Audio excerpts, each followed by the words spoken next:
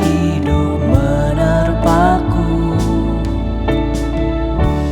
Firman-Mu di dalamku,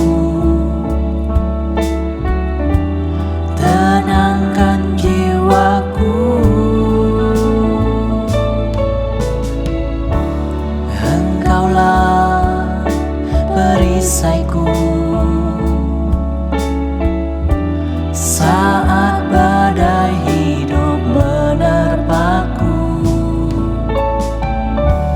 Firman-Mu di dalamku, tenangkan jiwaku.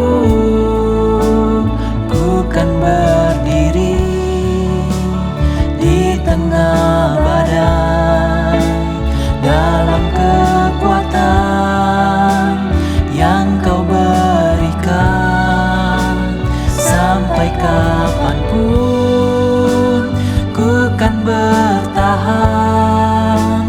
karena Yesus selalu menopang.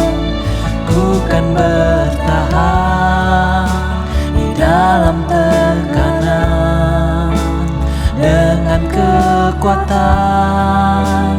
yang Kau berikan. Sampai kapanpun tak tergoyahkan, karena Yesus selalu menopang hidupku.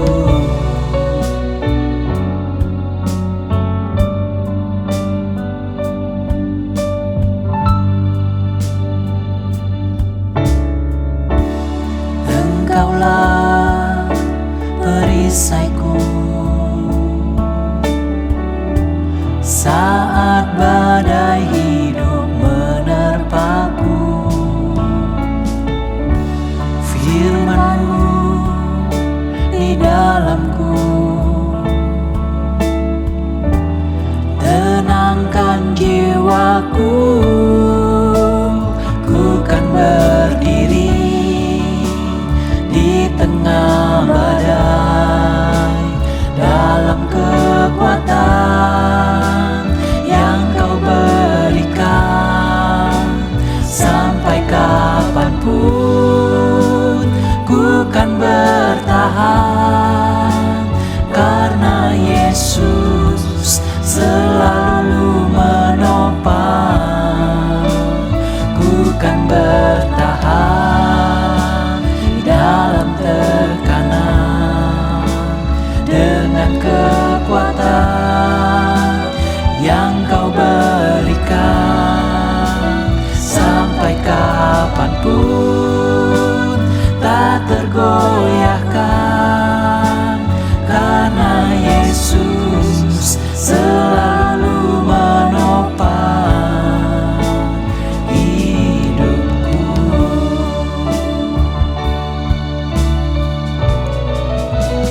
Ku kan berdiri di tengah badai, dalam kekuatan yang Kau berikan.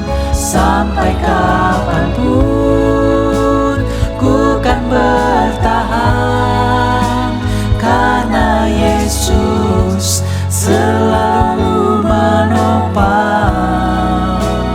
Ku kan bertahan di dalam tekanan, dengan kekuatan yang Kau berikan.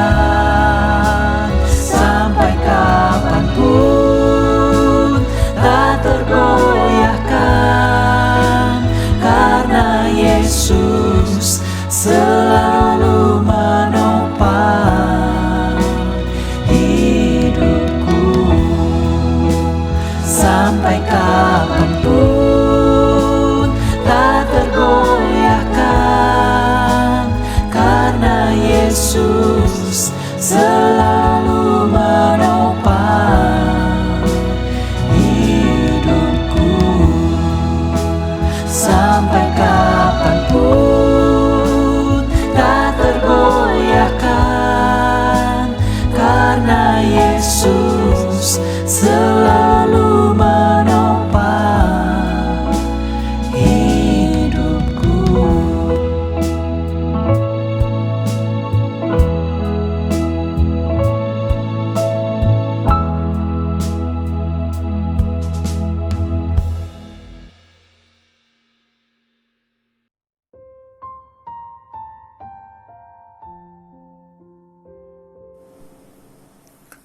Shalom saudara-saudaraku yang dikasihi oleh Tuhan Yesus. Hari ini Minggu 25 September 2022. Puji Tuhan karena anugerah Tuhan kita masih diberi kesempatan hidup dan beribadah. Saya mengucapkan selamat ulang tahun untuk saudara-saudariku yang diberikan Tuhan kesempatan tambahan usia 1 tahun lagi. Doa saya supaya saudara sehat rohani dan jasmani, tambah maju di dalam melakukan kehendak Tuhan. Tuhan Yesus memberkati. Saudaraku, hari ini adalah peringatan Hari Nasional Kaum Wanita Gereja Sidang Jemaat Allah di Indonesia. Mengambil tema regenerasi, estafet iman dan pelayanan di dalam keluarga dan gereja. Hal ini sangat penting. Sangat penting. Kita akan mempelajarinya bersama. Mari kita awali dengan berdoa mohon berkat Tuhan. Tuhan Yesus yang baik, terima kasih buat berkat Tuhan 1 minggu lagi. Syukur. Mohon ampun buat semua dosa salah kami Tuhan. Mohon kemampuan mengampuni orang yang bersalah kepada kami. Kami rindu hidup kami melakukan kehendak Tuhan lebih lagi. Bapa, hari ini kami mau mempelajari hal-hal penting mengenai regenerasi, estafet iman, dan pelayanan di dalam keluarga dan gereja. Mohon berkat Tuhan agar kami mengerti dan mampu melaksanakan firman Tuhan ini. Kami minta dengan percaya di dalam nama Tuhan Yesus. Amin. Saudaraku, regenerasi apa artinya? Itu maksudnya adalah pembaruan generasi atau kelompok golongan usia. Regenerasi juga dimaksudkan sebagai penggantian generasi tua kepada generasi muda. Jadi ada peramajaan. Mengapa penting regenerasi di dalam segala hal? Sebab jika tidak ada generasi, maka akan menjadi mundur, akan menjadi lemah, dan akhirnya menjadi musnah. Ini yang sekarang ditakuti oleh pemerintah di Singapura dan Korea Selatan karena jumlah penduduk usia muda kelahiran sangat kecil. Kurang lebih hanya 1% pertambahan. Sehingga pemerintah kedua negara itu mendorong, mensubsidi, mengiming-imingkan bantuan dana bagi pasangan-pasangan muda yang bersedia mempunyai anak. Sebab mereka pikir punya anak merepotkan. Begitu ya. Jadi self-center sekali. Jadi di dalam estafet iman dan pelayanan dalam keluarga dan gereja itu juga penting regenerasi. Mengapa? Apa gunanya, apa pentingnya mengupayakan regenerasi iman dan pelayanan dalam keluarga dan gereja? Sebab meneruskan atau melaksanakan serta menuntaskan visi Tuhan bagi dunia dan misi Tuhan. Apa sih visi Tuhan bagi dunia? Visi Tuhan bagi dunia tercatat dalam Yohanes 3 ayat 16. Itulah tujuan kenapa Yesus Kristus datang ke dunia menjadi manusia. Supaya setiap orang yang percaya kepadanya tidak binasa, melainkan beroleh hidup yang kekal. Yohanes 3:6. Tuhan mau sebanyak mungkin orang percaya kepadanya, menerimanya, menaati firman, sehingga beroleh hidup yang kekal. Sorga, hidup bersama Tuhan. Itu rencana Tuhan. Bagaimana untuk meraih hal tersebut? Bagaimana supaya orang boleh percaya dan menerima? Maka firman Tuhan mengajar kepada kita amanatnya yang terakhir, ya, amanat agung di dalam Matius 28 ayat 19 dan 20. Dikatakan Matius 28 ayat 19 dan 20. Karena itu, ini kata Tuhan Yesus, pergilah, jadikanlah semua bangsa muridku, dan baptiskanlah mereka dalam nama Bapa dan Anak dan Roh Kudus, dan ajarlah mereka melakukan segala sesuatu yang telah kuperintahkan kepadamu. Dan ketahuilah, kalau kamu melakukan ayat 19 dan 20a, maka aku menyertai kamu senantiasa sampai kepada akhir zaman. Jadi kita harus mengupayakan agar terjadi peremajaan, pembaruan, penggantian, persiapan penggantian, estafet iman, ya, estafet pelayanan di dalam keluarga dan juga di dalam gereja. Untuk apa? Meneruskan, melaksanakan, menuntaskan visi dan misi Tuhan Yesus. Kalau tidak ada regenerasi, maka kalau yang tua meninggal, apa yang terjadi? Kita lihat Hakim-Hakim 2 ayat 10 sampai 11. Ini yang pernah terjadi. Waktu generasi tua meninggal, Hakim-Hakim 2 ayat 10 dan 11. Setelah seluruh angkatan itu dikumpulkan kepada nenek moyangnya, ini bahasa kiasan bahwa yang tua sudah rest in peace, meninggal. Bangkitlah sesudah mereka itu angkatan lain, angkatan muda yang tidak mengenal Tuhan ataupun tidak tahu perbuatan yang sudah dilakukan Tuhan bagi orang Israel. Bagaimana Tuhan melepaskan mereka dari perbudakan Mesir, bagaimana Tuhan menolong mereka menyeberang Laut Merah, bagaimana Tuhan dengan setia memelihara mereka sekitar 43 tahun di padang gurun, setiap hari mencukupkan, menolong, memberkati, membuat mujizat. Bagaimana Tuhan menolong mereka berperang dan menang melawan bangsa-bangsa yang berkali-kali lipat lebih banyak dan lebih kuat persenjataannya. Bagaimana Tuhan menolong mereka menyeberang sungai Yordan dengan mujizat. Mereka nggak tahu. Ayat 11, lalu orang Israel melakukan apa yang jahat di mata Tuhan. Dan mereka beribadah kepada para Baal. Karena orang-orang sekitar komunitas mereka waktu itu orang-orang Kanaan menyembah Baal, menyembah banyak hal, sinkretisme. Karena apa? Karena mereka tidak kenal siapa Tuhan, tidak tahu apa perbuatan Tuhan. Jadi kita harus serius untuk regenerasi estafet iman, pelayanan dalam keluarga dan gereja, agar tidak terjadi kasus yang serupa yang dialami, yang dicatat oleh Hakim-Hakim 2 ayat 10 dan 11. Saudara, sekarang kita hidup bersama generasi muda yang disebut generasi Z dan Alpha. Mereka sangat berbeda dengan generasi orang-orang yang ada sebelumnya. Baby boomers, generasi-generasi yang seperti kita dan sebagainya.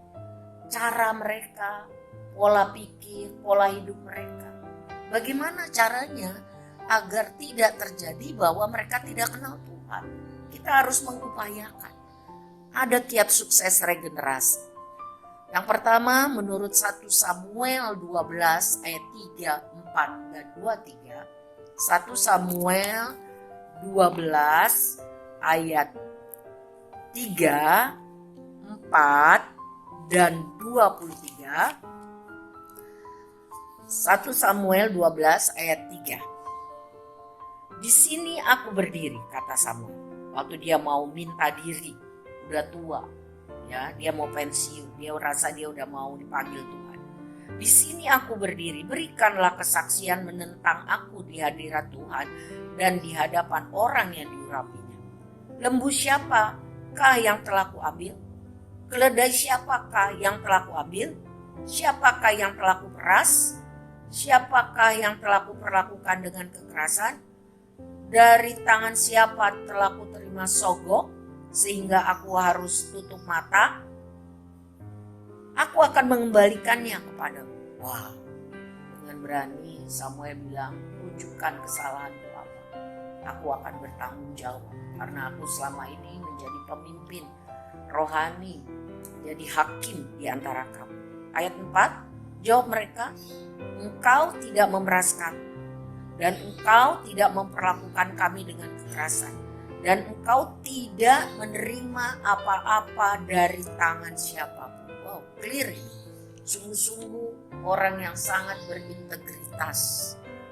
Ya, Samuel menjadi teladan hidup berintegritas. Orang tua harus jadi teladan. Orang tua harus jadi teladan yang baik tentu. Kalau kita berharap anak kita suka makan sayur, berarti kita harus meneladani mereka menjadi teladan, kita suka makan sayur. Kalau kita mau anak-anak kita rajin beribadah, kita harus menjadi teladan untuk mereka, untuk rajin beribadah. Ya. Jadi Samuel jadi teladan. Berikutnya di ayat 23, 1 Samuel 12 ayat 23, mengenai aku, jauhlah daripadaku untuk berdosa kepada Tuhan, kata Samuel, dengan berhenti mendoakan kamu. Aku akan mengajarkan jalan yang baik dan lurus. Jadi Samuel bilang, walaupun aku sekarang udah mau resign, aku mau pensiun, sampai aku mati, aku akan ngajarin kamu yang benar. Aku akan berdoa. Aku tidak akan lupa berdoa buat kamu. Dosa kalau aku putus asa berdoa kepada Tuhan untuk kamu. Walaupun kamu keras hati, walaupun kamu bebal, tapi aku akan berdoa terus kepada Tuhan dan mengajarkan yang benar sesuai firman. Karena Samuel tahu, hanya Tuhan yang sanggup merubah hati manusia. Ya saudaraku.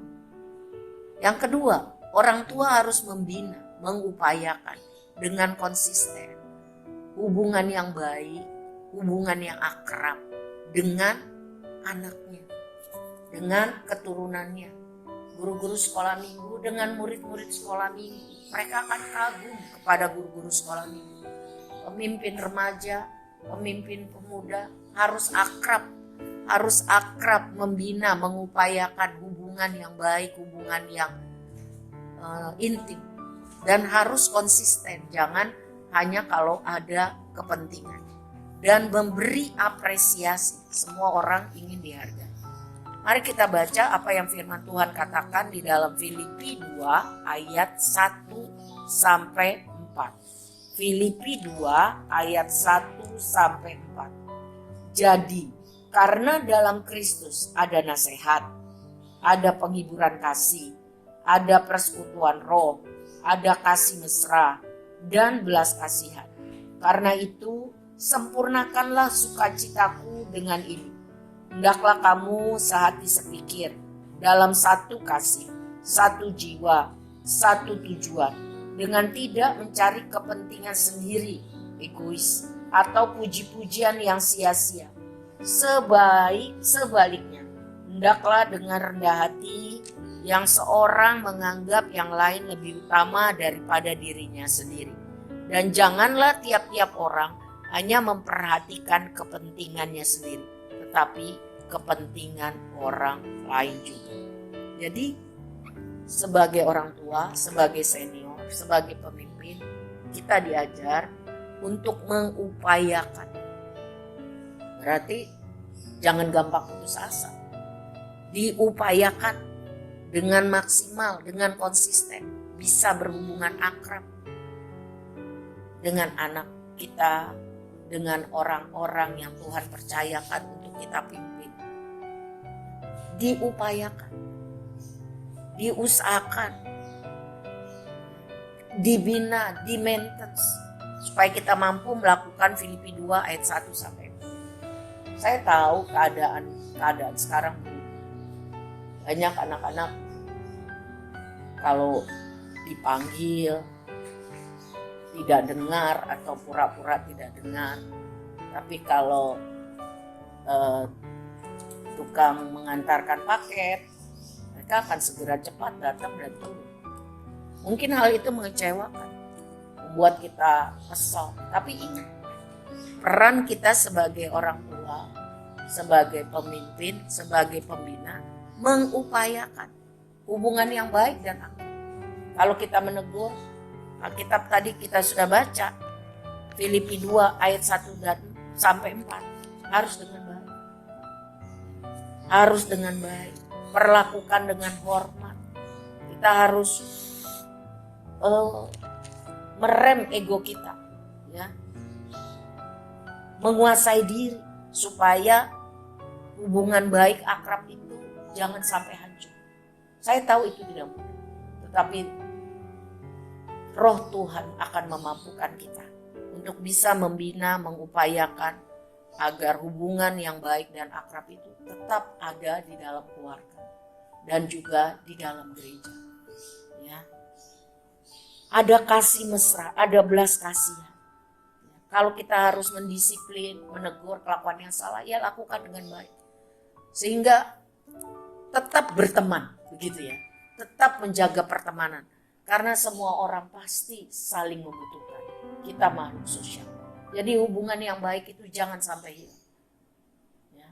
Yang ketiga, apa caranya untuk sukses melakukan regenerasi estafet iman di dalam keluarga, juga di dalam gereja?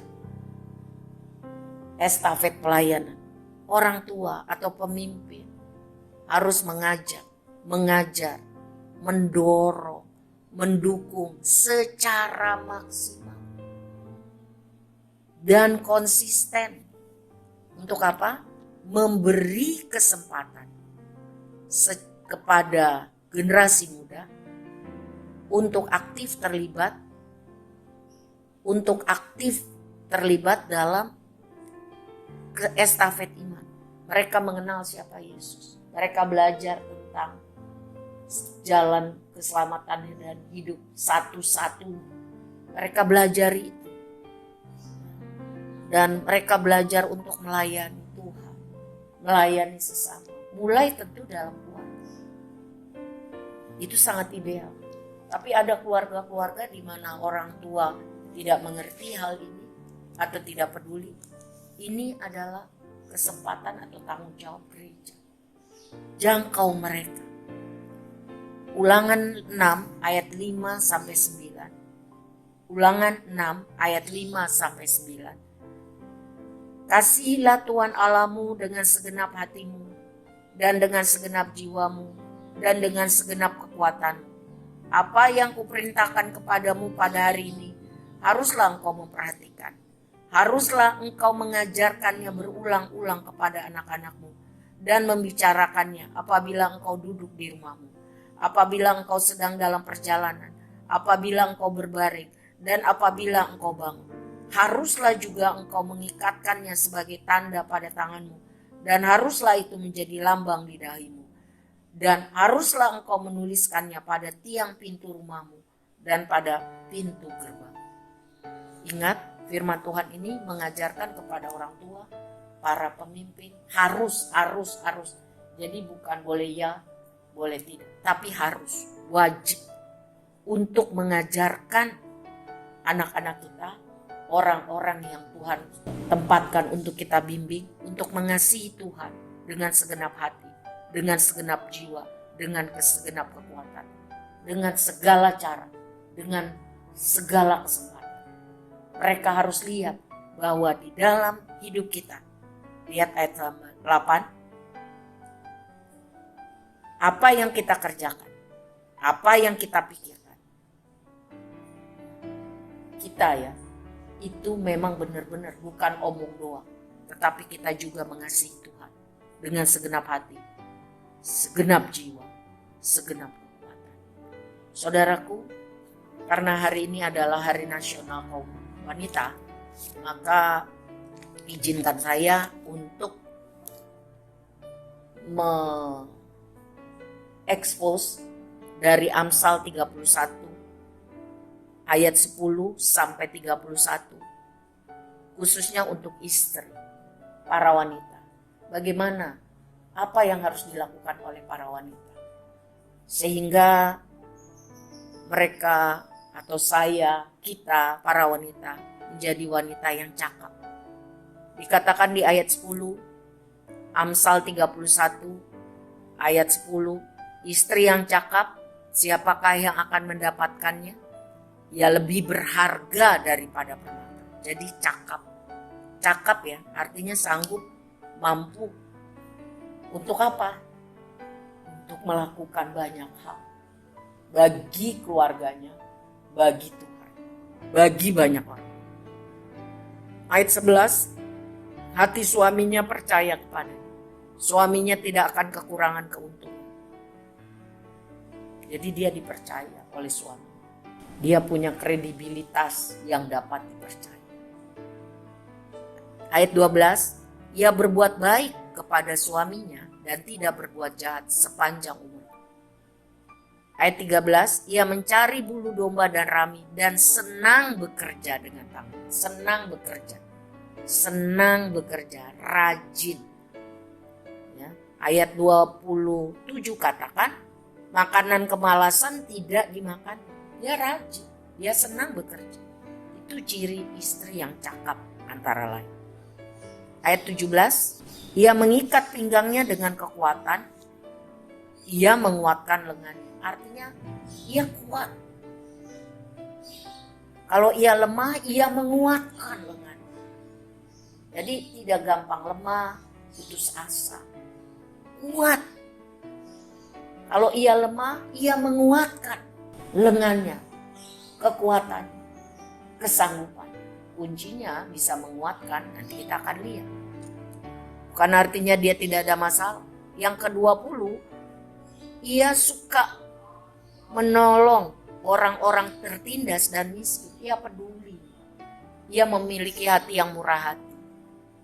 Ya. Berbelas kasihan. Ia mengasihi sesama manusia seperti dirinya sendiri. Berarti ia melakukan firman Tuhan. Ayat 21. Seluruh isi rumahnya berpakaian rangkap. Dia atur semuanya, dia manage semuanya dengan baik. Dia cakap, dia punya kemampuan untuk itu. 22, ia membuat bagi dirinya permadani, lenan halus, kain ungu, pakaiannya, penampilannya juga baik. Ya, tidak amburadul. 25, pakaiannya adalah kekuatan dan kemuliaan. Ia tertawa tentang hari depan. Dia kuat, dia mulia, bukan wanita gampang.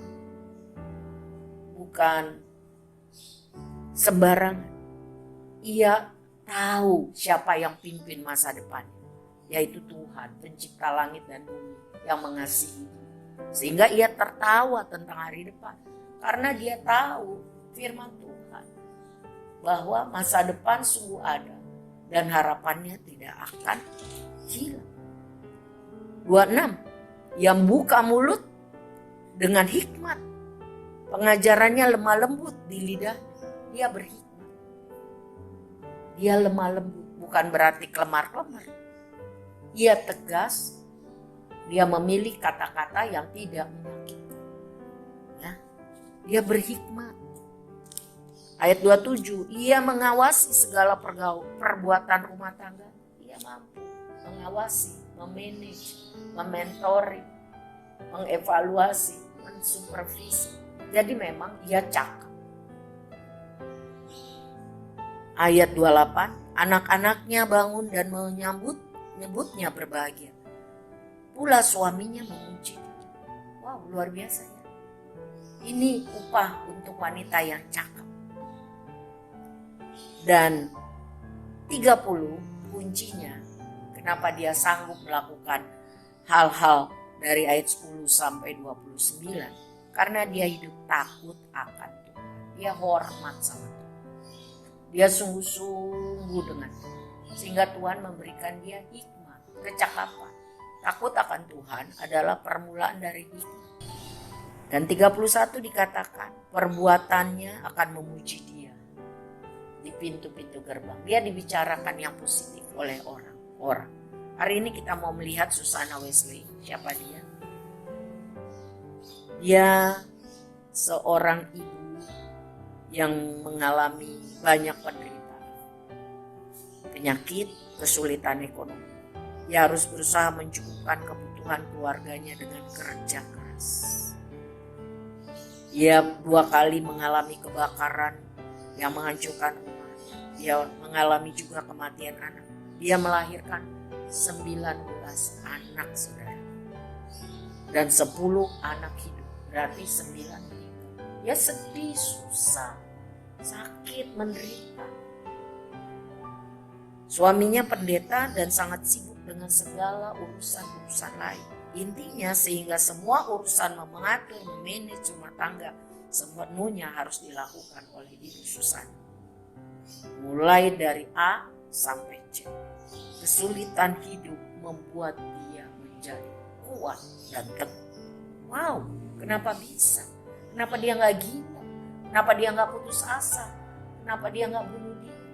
Kenapa dia tetap percaya kepada Tuhan? Karena dia setia baca firman Tuhan tiap hari. Dia setia doa tiap hari. 2 jam sehari waktu dia berdoa secara pribadi. Di rumahnya yang kecil, sempit, banyak anak. Di mana dia bisa berdoa? Di jongkokan kecil di dalam dapur. Sambil dia memasak, menjaga anak, mengajar anak. Ada 2 jam sehari dia berdoa. Caranya gimana? Kalau Ibu Susana sudah tutup mukanya pakai serbet, maka anak-anaknya semua udah diam. Yang besar akan mengawasi yang kecil. Untuk diam. Mama sedang waktu teduh dengan Tuhan. Jangan ganggu, nanti dia marah. 2 jam sehari. Itulah yang membuat dia kuat. Mengalami pertolongan Tuhan. Mengalami pengalaman pribadi dengan Tuhan. Dia mendisiplin anak-anaknya secara jasmani dan rohani.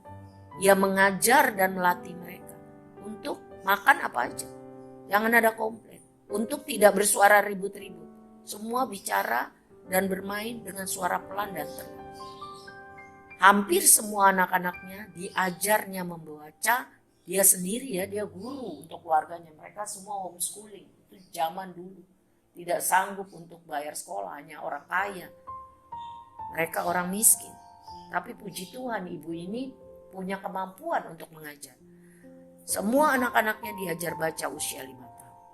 Dia atur waktunya dengan baik untuk berkomunikasi dengan tiap-tiap anak. 1 jam, 1 hari. Hari Senin si A, hari Selasa si B, hari ini. Jadi 10 hari itu berinjil. Ada waktu komunikasi pribadi dengan anak-anak. Sehingga dia tahu benar anaknya itu bagaimana. Ada masalah apa. 1 hari dia mengajar anaknya 6 jam. Duduk mereka semua. Dia yang ngajar. Homeschooling. Dan 2 jam tiap hari dia berdoa di dapur. Dia tekun memimpin ibadah keluarga setiap hari. Memimpin anak-anaknya menyanyi, menyembah Tuhan, mempelajari firman Tuhan. Dan hidup mengasihi Tuhan, takut akan Tuhan. Bagi dirinya sendiri, ia membaca firman Tuhan, merenungkan firman Tuhan, dan menulis inti rema berkat yang dia dapatkan untuk keperluannya pribadi. Dan itu dibaca dan diteladani oleh anak-anak. Anaknya berkata, John Wesley, pendiri aliran Gereja Metodis, seorang teolog dan ahli Alkitab yang sangat terkenal, penginjil yang terkenal di dunia, dan anaknya Charles Wesley, musisi gerejawi yang menciptakan ribuan lagu rohani, bahwa ibunya Susana adalah teladan hidup, contoh yang sangat baik bagi anak-anaknya. Dia tidak pernah berkhotbah atau menulis buku atau mendirikan gereja, tapi ia dikenal sebagai ibu teladan, ibu Kristiani teladan, Mother of Methodist. Ibu-ibu yang baik, bapak-bapak yang saya hormati, saudara-saudara, guru-guru sekolah minggu, para pemimpin remaja, pemuda. Ingat ya, tantangan zaman ini lebih berat dengan adanya generasi-generasi yang baru. Cara pikir, pola komunikasi yang berbeda dengan internet, gadget, dan lain sebagainya. Apa yang harus kita lakukan? minta kemampuan dari Tuhan untuk kita bisa memantau keadaan anak-anak kita, orang-orang yang Tuhan tempatkan di dalam hidup kita, sehingga kita mengerti bagaimana keadaan mereka, mendoakan mereka setiap hari dan membimbing mereka hidup ke jalan yang benar sesuai firman Tuhan sedini mungkin dan konsisten. Kalau mereka melakukan salah, mari kita tegur dengan baik, dengan tegas, dan tetap mengasihi, memberi kesempatan lagi dan membimbing mereka. Karena semua orang pernah salah, yang penting bertobat dan tidak melakukan. Kita juga seperti itu, bukan?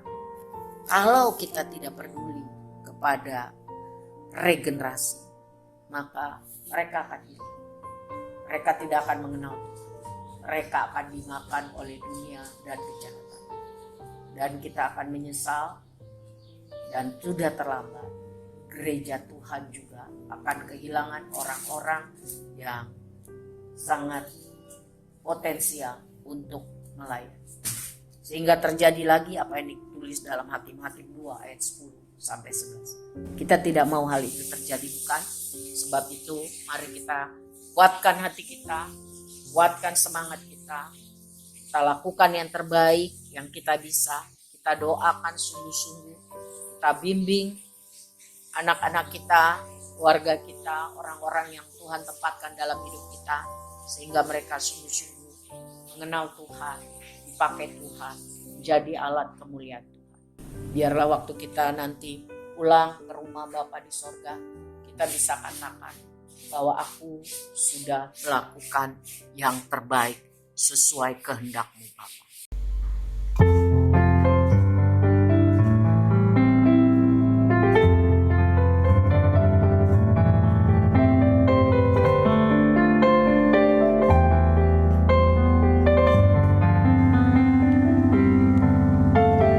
Firman-Mu berkata Kau besertaku, maka kuat roh dan jiwaku. Tangan-Mu Tuhan selalu ku nantikan, di setiap langkah ku percaya. Dengan sayap-Mu ku akan terbang tinggi di tengah badai hidup. Ku tak menyerah, Kau kekuatan dan perlindungan bagiku, pertolonganku di tempat maha tinggi. Ku mengangkat tanganku, aku berserah. Kau ku nantikan, Kau yang ku sembah, Yesusku, Rajaku.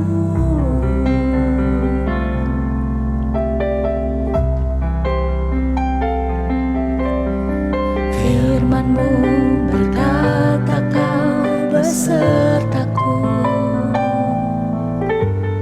maka kuat roh dan jiwaku. Tangan-Mu Tuhan selalu ku nantikan, di setiap langkah ku percaya. Dengan sayap-Mu ku akan terbang tinggi di tengah badai hidup. Ku tak menyerah, Kau kekuatan dan perlindungan bagiku, pertolonganku di tempat maha tinggi. Ku mengangkat tanganku, aku berserah. Kau ku nantikan, Kau yang ku sembah, Yesusku, Rajaku.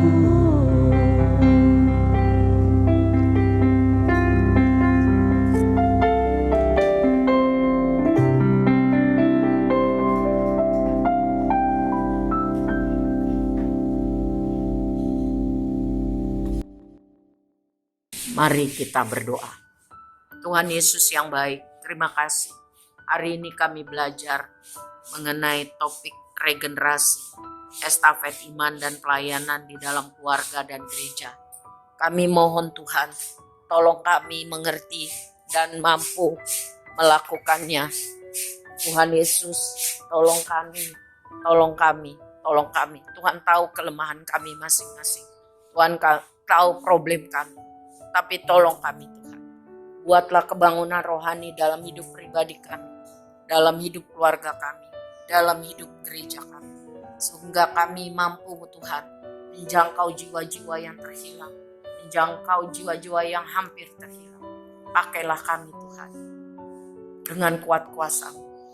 Nyatakanlah tanda-tanda heran dan kuasa-kuasa mujizat. Dengarkanlah doa kami untuk jiwa-jiwa yang kami rindu. Mereka juga sungguh-sungguh mengasihi Tuhan. Mereka bertumbuh dalam iman. Mereka menggebu-gebu melayani Tuhan semaksimal mungkin. Biar seluruh bumi ini tahu dan mengenal bahwa Engkau Yesus adalah satu-satunya Tuhan dan Juru Selamat. Tuhan Yesus, tidak ada yang mustahil bagimu. Sebab itu kami bawa semua nama-nama yang Tuhan tempatkan dalam hidup kami. Lawatilah, jamahlah Tuhan. Ubahkanlah Tuhan. Dan pakailah hidup kami untuk menjadi alat Tuhan bagi mereka. Kami menyerahkan hidup kami untuk minggu yang akan datang di dalam tangan kasih setia Tuhan. Kepada Tuhan kami berharap. Kepada Tuhan kami berdoa. Jadilah kehendak-Mu. Jadilah kehendak-Mu di dalam hidup kami. Di dalam hidup keluarga kami. Di dalam hidup keluarga besar kami, di dalam hidup keluarga Allah di gereja kami. Tuhan tolong supaya nama Tuhan kami permuliakan. Angkatlah tangan saudara, terimalah berkat Tuhan. Imani sungguh di dalam nama Tuhan Yesus. Kasih Allah Bapa yang sempurna dan kekal, cinta dan rencana Tuhan Yesus yang besar, persekutuan yang manis dengan Allah Roh Kudus, menolong saya dan saudara. Mulai hari ini, sampai Tuhan datang kedua kali, kita kedapatan percaya, taat, dan setia melakukan tugas tanggung jawab kita, hidup bagi kemuliaan Allah. Di dalam nama Tuhan Yesus, mari kita katakan amin. Tuhan berkati saudara, jaga protap prokes, semangat.